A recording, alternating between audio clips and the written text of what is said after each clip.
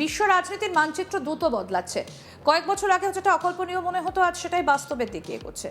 একসময় আমেরিকার একচ্ছত্র আধিপত্যকে চ্যালেঞ্জ করার সাহস দেখাতো খুব কম দেশ। ডলার ছিল বিশ্বের অর্থনীতির শেষ কথা।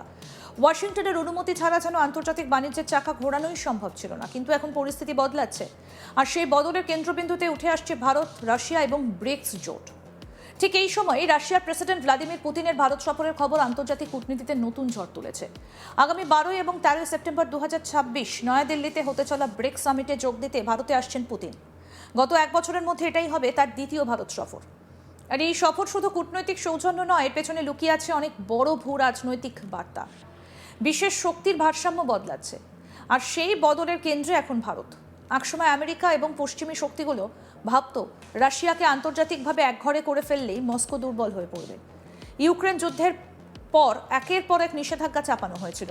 রাশিয়ার ব্যাংকিং ব্যবস্থা থেকে শুরু করে জ্বালানি রফতানি সব কিছুকে চাপে ফেলার চেষ্টা হয়েছিল। কিন্তু বাস্তবে দেখা গেল রাশিয়া শুধু টিকে গেল না, বরং নতুন বন্ধু তৈরি করলো।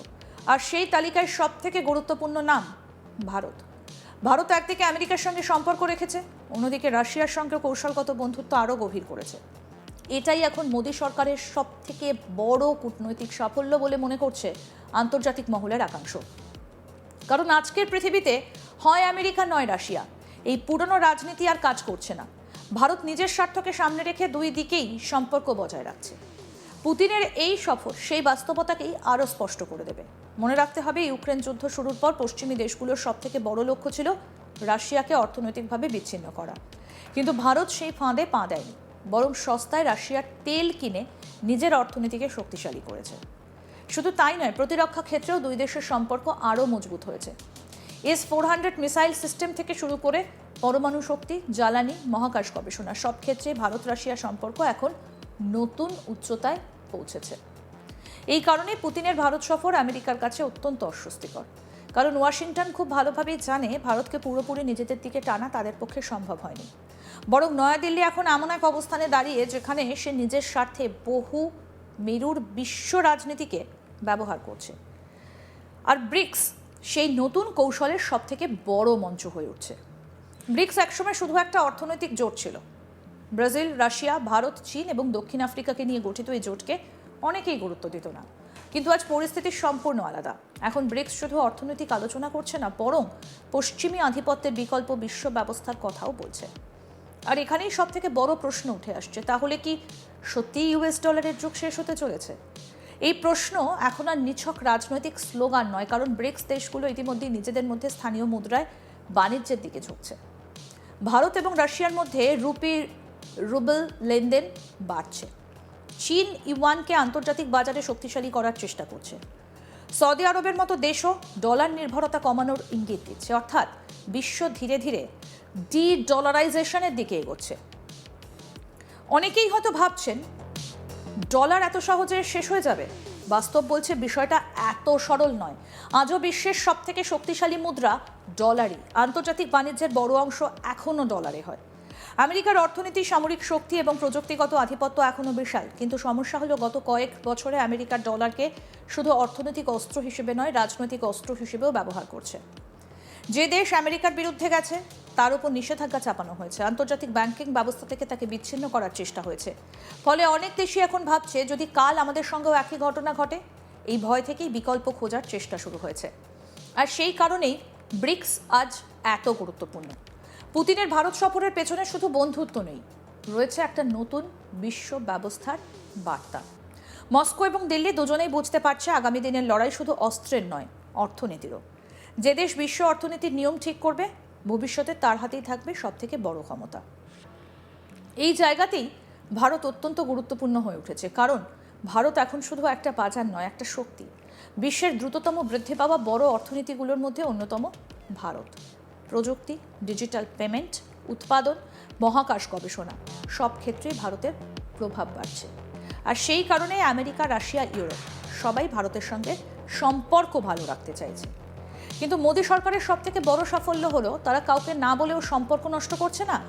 একদিকে প্রধানমন্ত্রী নরেন্দ্র মোদী আমেরিকার সঙ্গে কোয়াড জোটে কাজ করছেন, অন্যদিকে একই সময় তিনি পুতিনের সঙ্গে কৌশলগত সম্পর্ক আরও শক্তিশালী করছেন। আর এই ভারসাম্যের রাজনীতি আজ ভারতের কূটনৈতিক শক্তিকে নতুন উচ্চতায় নিয়ে গেছে। পশ্চিমী দেশগুলো প্রথম দিকে ভেবেছিল ভারত হয়তো রাশিয়ার বিরুদ্ধে সরাসরি অবস্থান নেবে, কিন্তু ভারত স্পষ্ট জানিয়ে দেয় তারা নিজেদের জাতীয় স্বার্থ অনুযায়ী সিদ্ধান্ত নেবে। আর এই অবস্থা নিয়ে আজ বিশ্বমঞ্চে ভারতের গ্রহণযোগ্যতা বাড়িয়েছে, কারণ আজকের পৃথিবীতে সবাই বুঝেছে এক মেরু বিশ্ব ব্যবস্থা আর টিকছে না। চীন উঠে আসছে, রাশিয়া এখনো শক্তিশালী, ভারত দ্রুত এগোচ্ছে। মধ্যপ্রাচ্যের দেশগুলো নিজেদের নতুনভাবে প্রতিষ্ঠিত করতে চাইছে, ফলে আগামী পৃথিবী হবে বহুমেরুর। আর ব্রিক্স সেই বহুমেরুর বিশ্বের সব থেকে বড় প্রতীক হয়ে উঠেছে। তবে এই জায়গায় একটা বাস্তব কথাও মাথায় রাখতে হবে, ব্রিক্সের ভেতরেও বিরাট মত পার্থক্য রয়েছে। ভারত এবং চীনের সম্পর্ক এখনও উত্তেজনাপূর্ণ, সীমান্ত সমস্যা রয়েছে, অর্থনৈতিক প্রতিযোগিতা রয়েছে, আবার রাশিয়ার সঙ্গে চীনের সম্পর্ক অনেক ঘনিষ্ঠ। ফলে ব্রিক্স রাতারাতি নেটোর মতো শক্তিশালী রাজনৈতিক জোট হয়ে যাবে এমন ভাবার কারণ নেই। কিন্তু এটাও সত্যি, ব্রিক্স এখন এমন একটা প্ল্যাটফর্ম যেখানে পশ্চিমী আধিপত্যকে প্রকাশ্যে চ্যালেঞ্জ করা হচ্ছে, আর সেই কারণেই নয়াদিল্লির সামিট এত গুরুত্বপূর্ণ। পুতিনের সফর আরও একটা বড় বার্তা দিচ্ছে, সেটা হলো রাশিয়া এখনও আন্তর্জাতিকভাবে একঘরে হয়নি।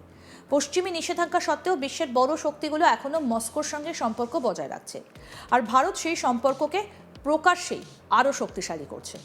এতে স্বাভাবিকভাবেই আমেরিকার অস্বস্তি বাড়বে, কারণ ওয়াশিংটন জানে ভারত যদি পুরোপুরি তাদের কৌশলগত বলয়ে না আসে, তাহলে এশিয়ার শক্তির ভারসাম্য অনেকটাই বদলে যাবে। বিশেষ করে ব্রিক্স যদি ভবিষ্যতে বিকল্প আর্থিক কাঠামো তৈরি করতে পারে, তাহলে আন্তর্জাতিক অর্থনীতিতে আমেরিকার একচ্ছত্র নিয়ন্ত্রণ কমতে পারে। এই কারণে ইউএস ডলার খতম কথাটা এখন রাজনৈতিক স্লোগানের থেকে বেশি কিছু। হয়তো আগামী 5 বছরে ডলার শেষ হয়ে যাবে না, কিন্তু ডলারের একচেটিয়া আধিপত্য যে ধাক্কা খাচ্ছে সেটা স্পষ্ট। আর সেই পরিবর্তনের কেন্দ্রে রয়েছে ব্রিক্স। ভারতের জন্য এই পরিস্থিতি অত্যন্ত গুরুত্বপূর্ণ, কারণ ভারত এখন এমন এক অবস্থানে দাঁড়িয়ে যেখানে সে পশ্চিম এবং পূর্ব দুই দিক থেকে সুবিধে নিতে পারছে। একদিকে আমেরিকার প্রযুক্তি ও বিনিয়োগ, অন্যদিকে রাশিয়ার জ্বালানি এবং প্রতিরক্ষা সহযোগিতা। এই দুয়ের সমন্বয় ভারতের ভবিষ্যৎ কৌশলের বড় ভিত্তি হয়ে উঠছে। আর এই কারণেই পুতিনের সফর শুধু একটা কূটনৈতিক সফর নয়, এটা একটা রাজনৈতিক বার্তা, একটা ঘোষণা। বিশ্ব বদলাচ্ছে, আর সেই বদলের কেন্দ্রে ভারত নিজের জায়গা শক্ত করছে। নয়াদিল্লির ব্রিক্স সামিট তাই শুধু কয়েকজন রাষ্ট্রনেতার বৈঠক নয়, এটা আগামী বিশ্বের ক্ষমতার সমীকরণ নির্ধারণের লড়াইয়ের একটা গুরুত্বপূর্ণ অধ্যায়। এখানে আলোচনা হবে নিরাপত্তা নিয়ে, অর্থনীতি নিয়ে, জ্বালানি নিয়ে, বাণিজ্য নিয়ে। কিন্তু তার থেকেও বড় কথা, এখানে আলোচনা হবে ভবিষ্যতে বিশ্ব ব্যবস্থা নিয়ে। সেই ভবিষ্যতে কি আমেরিকার আধিপত্য আগের মতো থাকবে? ডলার কি আগের মতোই অপ্রতিদ্বন্দ্বী থাকবে, নাকি নতুন অর্থনৈতিক শক্তিগুলো মিলেই তৈরি করবে নতুন নিয়ম? এই প্রশ্নের উত্তর এখনই পাওয়া যাবে না, কিন্তু একটা বিষয় স্পষ্ট, বিশ্ব অর্থনীতির মঞ্চে নতুন খেলা শুরু হয়ে গিয়েছে, আর সেই খেলায় ভারত শুধু দর্শক নয়, অন্যতম প্রধান খেলোয়াড়। সমস্ত আপডেট পেতে দেখতে থাকুন আজ তাক বাংলা, সাবস্ক্রাইব করুন।